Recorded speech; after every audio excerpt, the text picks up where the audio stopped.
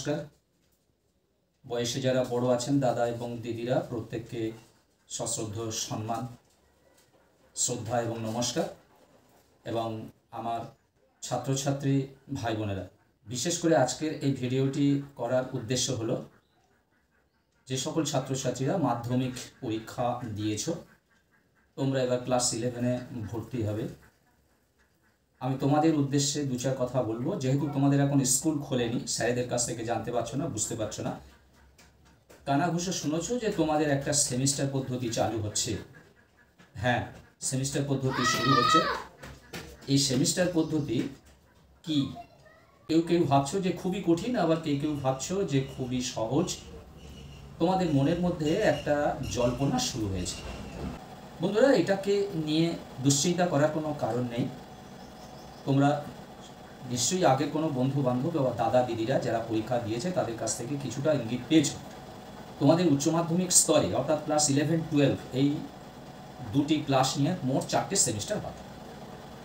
4টে সেমিস্টারের কথা বলা হয়েছে। ক্লাস 11-এর দুটো সেমিস্টার, ফার্স্ট সেমিস্টার এবং সেকেন্ড সেমিস্টার, এবং উচ্চ মাধ্যমিক 12 স্তরে যেটা ক্লাস 12-এ, সেখানে তোমাদের আরও দুটি সেমিস্টার, তৃতীয় সেমিস্টার এবং চতুর্থ সেমিস্টার। অর্থাৎ তোমরা যারা মাধ্যমিক পরীক্ষা দিয়ে ক্লাস 11-এ ভর্তি হবে, তোমাদের ক্ষেত্রে দুটো সেমিস্টার, প্রথম এবং দ্বিতীয় সেমিস্টার।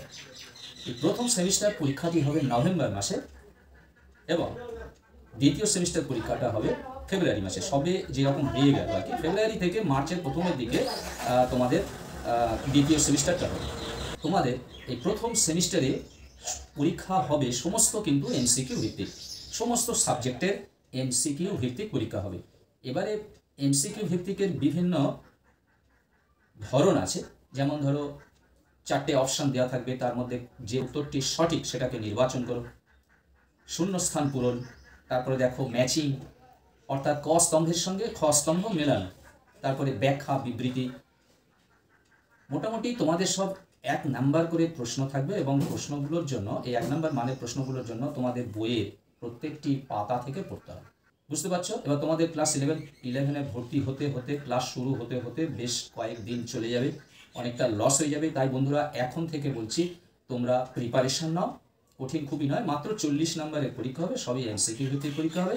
এবং আমার ওয়াইটি চ্যানেলে ক্রমশ তোমরা তার সিলেবাস এবং নাম্বার ডিস্ট্রিবিউশন তোমরা পেয়ে যাবে। যেমন ধরো, একটা এক্সাম্পল দিয়ে বলছি, তোমরা ধরো বাংলা তোমাদের গল্প আছে, কবিতা আছে, প্রবন্ধ আছে, নাটক আছে, ভাষা আছে, এবং শিল্প সাহিত্য সংস্কৃতির ইতিহাস আছে। এই কয়েকটি সেগমেন্টের উপরে তোমাদের 5, কোনোটায় 7, কোনোটায় 6, কোনোটায় 5, এইরকমভাবে দিয়ে দিয়ে তোমাদের 40 নম্বরের মোট পরীক্ষা হবে। চিন্তার কোনো কারণ নেই। এরপরে তোমাদের যে সেকেন্ড সেমিস্টারটা হবে, সেই সেকেন্ড সেমিস্টার অর্থাৎ তোমাদের ক্লাস 11-এর ফাইনাল যেটা হবে, সবেমাত্র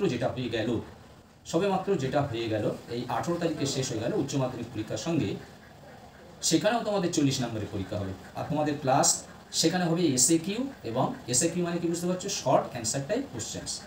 2 marks, 3 marks, 4 marks, 5 marks, 6 marks এবং 8 মার্কস। এটা হচ্ছে সাবজেক্ট অনুযায়ী হবে। কিন্তু ভাবছো যে ওই 40 নম্বরের মধ্যে এতগুলো বিভাজন থাকবে না, হয়তো 2।